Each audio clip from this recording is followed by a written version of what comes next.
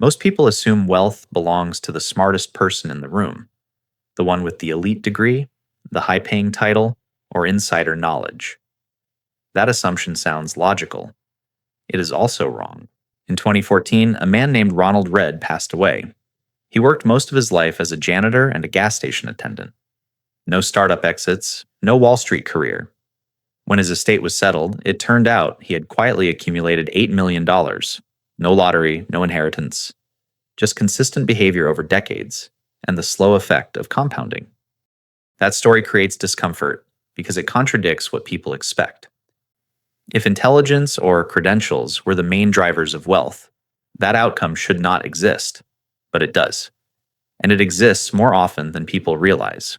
If this feels confusing, there is nothing wrong with your logic. The mistake is assuming money works like a hard science. It does not. As Morgan Housel explains, financial success is a soft skill. How you behave matters far more than what you know. I'm Alex, and what I've learned from studying money behavior is that most people are not held back by lack of opportunity.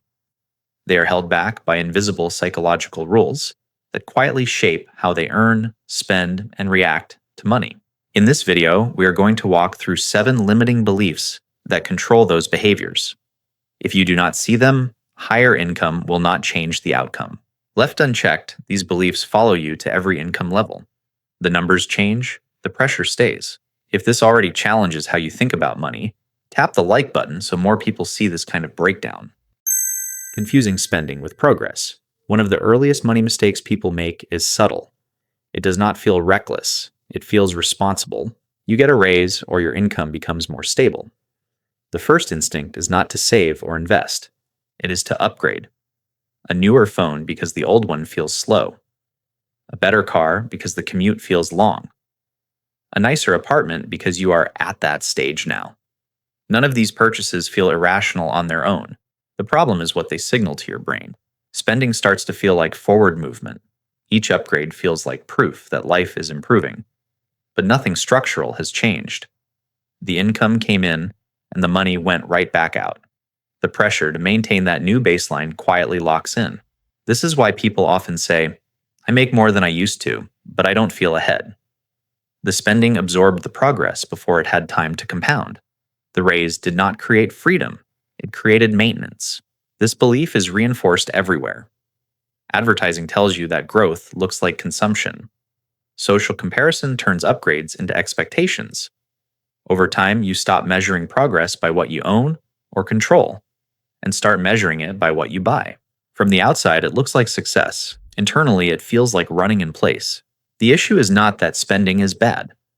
The issue is mistaking spending for progress. Progress is when money creates future capacity. Spending only feels productive because it is visible and immediate.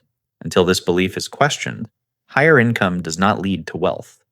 It leads to a more expensive version of the same life, with the same financial fragility underneath. Buying liabilities while thinking they are assets. After spending starts to feel like progress, the next mistake is more technical, but just as common. People begin buying things they believe are assets, when in reality, those things quietly drain cash every month. A typical example is the car. Someone gets a better job and rewards themselves with a newer model. The payment fits the budget, so it feels affordable. What often gets ignored is the full picture: the loan, insurance, maintenance, depreciation, and the fact that the car produces no income. Month after month, money leaves, and nothing comes back. The same logic applies to many adult purchases. A larger home because it feels like stability. Premium subscriptions that never get used. Equipment bought with good intentions that sits untouched. Each decision is justified as responsible or necessary, but together they form a system where income is permanently allocated to upkeep. The problem is not ignorance or laziness. Most people are never taught the difference between an asset and a liability in practical terms. If something is expensive, long-term, or socially approved, it gets labeled as an investment. That label makes the decision feel smart. Over time, income becomes fully spoken for. Raises disappear into fixed costs. Flexibility shrinks. At that point, saving feels difficult, not because income is low, but because obligations are high. Wealth does not struggle because people lack money. It struggles because cash is routed into things that take, instead of things that give back. Until that routing changes, earning more only increases the size of the drain. The time trap. There is a belief that sounds responsible, but quietly keeps people stuck. It is the idea that doing everything yourself saves money. A common week looks like this. You work all day, then spend the evening running errands, cleaning, handling paperwork, fixing small problems, and answering emails that do not move your income forward. You tell yourself you are being efficient. You're avoiding unnecessary expenses. You are on top of things. What gets missed is the cost of time. If your income depends on your skills, your decisions, or your output, then time is the limiting factor. Every hour spent on low-value tasks is an hour not spent on work that actually compounds. The money saved feels concrete. The opportunity cost stays invisible.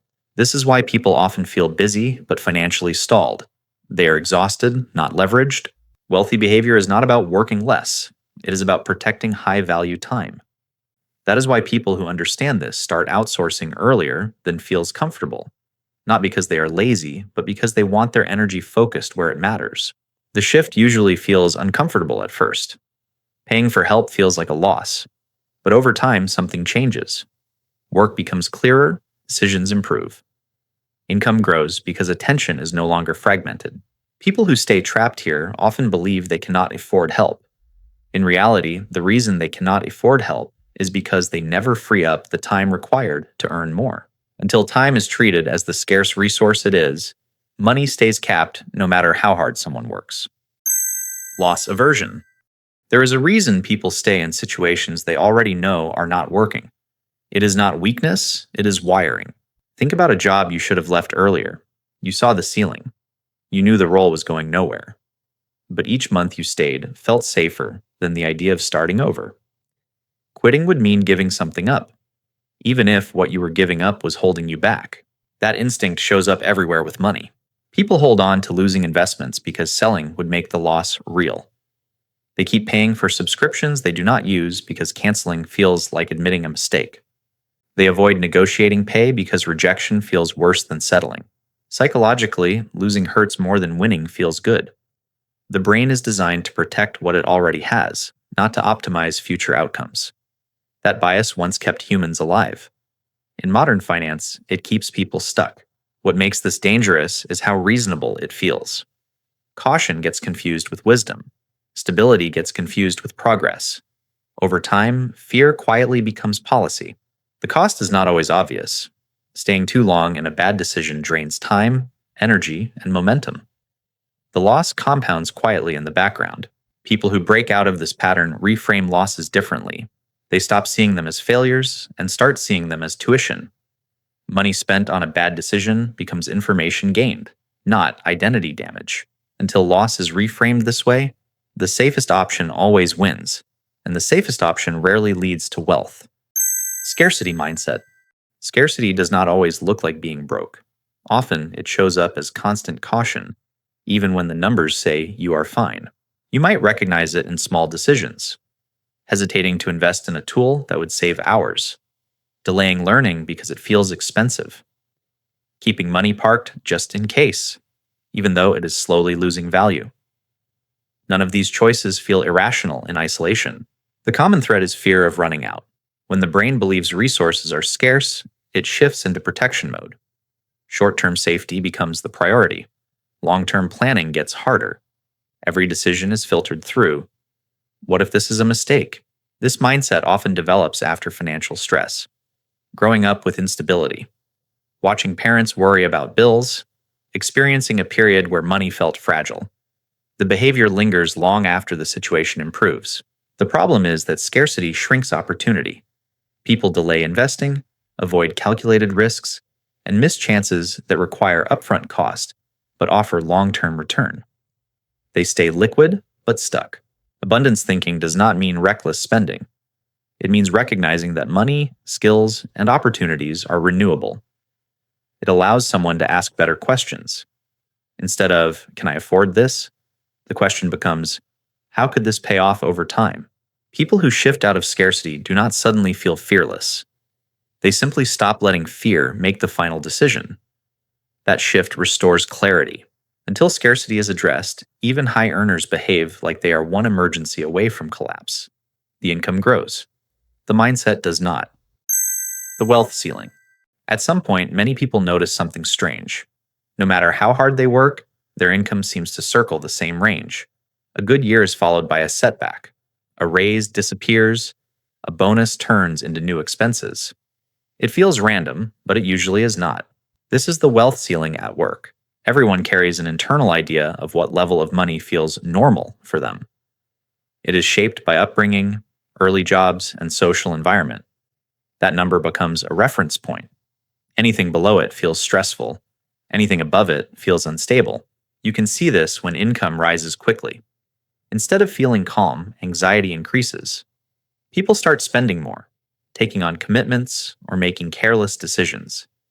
Not because they are irresponsible, but because the higher number does not match their self-image.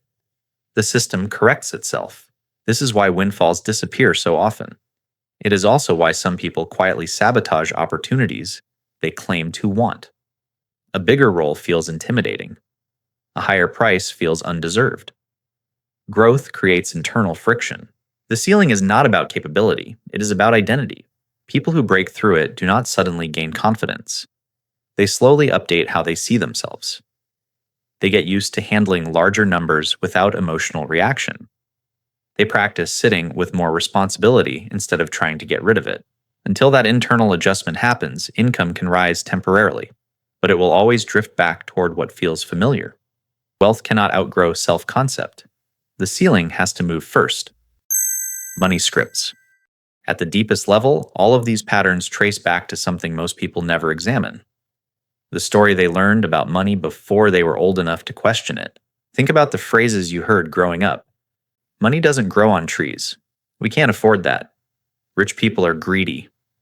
Or on the other side, if we just had more money, everything would be fine. These statements were not lessons. They were emotional reactions to stress, passed down without context. Over time, they harden into rules. Those rules decide what feels safe, what feels selfish, and what feels possible. They influence how much you charge, how guilty you feel spending, and whether having money feels responsible or uncomfortable. Most of the time, they operate quietly in the background. This is why two people with the same income behave completely differently.